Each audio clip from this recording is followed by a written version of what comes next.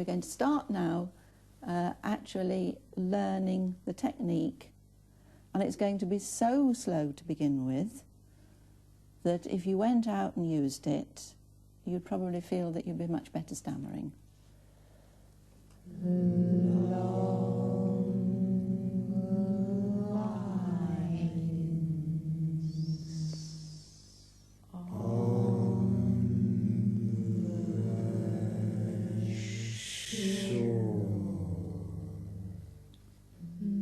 We teach them to speak slowly, and then they gradually get quicker and quicker until we reach a stage when they're still in control, but it sounds like normally fluent speech.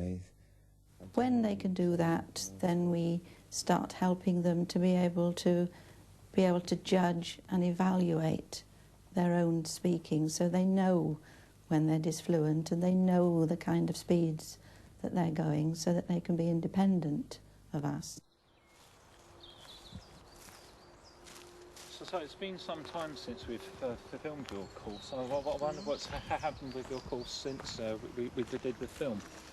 Well, I think the short answer to that is nothing. There hasn't been another course. The building that I ran the courses in has been razed to the ground.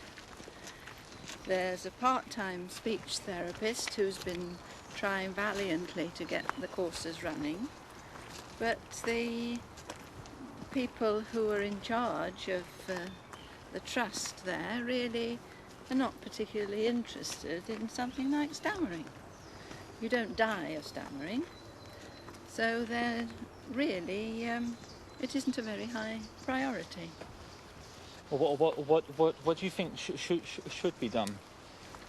What I would like to see would be that each region in the country, each health region, should have a centre of excellence where you could have specialist speech therapists who could be doing some research and holding regular courses or individual therapy if they felt that that was the best way of doing it. But you do need to gather specialists together. To a person who's got a stutter and goes to their doctor, what is the likelihood of them being sent to the correct treatment? I don't know, but I shouldn't think that the chances are very high that they would actually get to a specialist speech therapist. If the doctor does think of speech therapy, then he probably thinks that any speech therapist down the road in a hospital or health centre will be able to treat a stammerer. The City Lit in London is one of the few centres running intensive courses. I think that the thing that attracted me to this course is it just has a totally different approach to any speech therapy I've had in the past. You know, in the past, all sorts of therapists have tried to teach me a way to be fluent, a different way of speaking, speak in a different way to you normally speak, slower and gentler, things like that. And I think what attracted me to this course is that somebody somewhere has realised that the disfluency isn't the problem. It's all the emotions you have about that and how it makes you scared of situations and things like that. And I was very keen that this course would approach that side of it and would stop me feeling so uncomfortable with it. No one type of therapy helps all people who stammer. All therapies help some people who stammer. Anyone be interested in talking a bit about that one, thinking a bit about that one? Yeah. Okay, so Katie. For every 3 males who stutter, there is 1 female. I find that quite interesting. That's, yeah. Where is she then? I think intensive therapy can be particularly helpful for quite a lot of people. You've got that period of time to really focus down on speech without too many distractions from the rest of your life.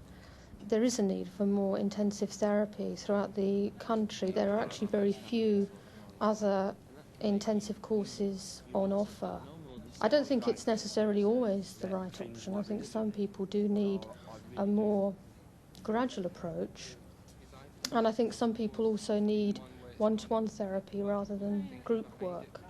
One of the things we put a lot of emphasis on here is working on the emotional side of the problem and working on developing more acceptance of stammering and opening up about stammering. It says the person who stutters is no more neurotic or maladjusted than the next person, and they're not. You can see from in this room there's a wide cross-section of people. I feel the question does relate to the early days because I really feel like I've missed the boat. And, well, as regards education and job prospects, career, and I feel that it's led to frustration on my part, but I really don't feel it's my fault. I think stammering is a problem that people can feel is having a most profound effect on their lives, and they do feel desperate to do something about it. I met somebody here recently in the past month who had been offered an operation on the NHS to have the little piece underneath your tongue, it's called the frenulum, cut, as a means of helping him overcome his stammering. And that he actually had the operation, and that took place in one of the major London hospitals. And I really find that most alarming because there's absolutely no evidence that is helpful. Have you had that experience of being taught a therapy and then not being able to apply it and then feeling really guilty about, because that's how I felt with smooth speech. You know, I was so good at it in clinic, and then you go out and you can't use it, and you think, why, what's happening? Why can't I do it? And you end up feeling even more guilty. The way I look upon speech therapy is that you go into a safe environment, you learn things, and then you go outside, and it's going to be time before you can put them into practice. There's great turmoil within myself at the moment that I feel, is this fluent just artificial, brought on by the course, and when I leave the course, will it go again? And I just keep waiting for that day when I'm going to wake up and be back to the way I was again. And in a way, it's much worse for me now being fluent and having a lot of pressure on me and expectations from friends to remain fluent than it was when I did stammer, and I felt I could only go up. It seems really scandalous to me in that stuttering can affect people's lives so profoundly, and therapy can be so helpful. People can be really liberated by therapy, and yet in some areas they're just not able to have it. And many people, it would be financially very difficult for them to come here, come to London, pay accommodation costs to stay in a hotel or whatever, or even just take 3 weeks off of work. So there certainly is a need for more services, better services throughout the country. Bernie Buckle was just about the shyest man you could ever hope to meet. It's essential that there is backup for all these courses so that stammerers can return home and can continue their treatment. It's all hit and miss. The City Lit is run by an educational authority. The Finsbury Centre only exists because of the charity Ask. Elsewhere there exists an ad hoc group of private courses like those of Andrew Bell and Margaret Isham, with the occasional NHS course set up by interested therapists. It's imperative that a proper structure of centres and courses are established. Then perhaps those 500,000 stammerers in this country would learn how to speak out and not have to go through life being constantly humiliated. Right, and would you believe, even when he tended his flower beds or ventured out to do his shopping, he always wore a huge woolen coat which covered him from head to toe.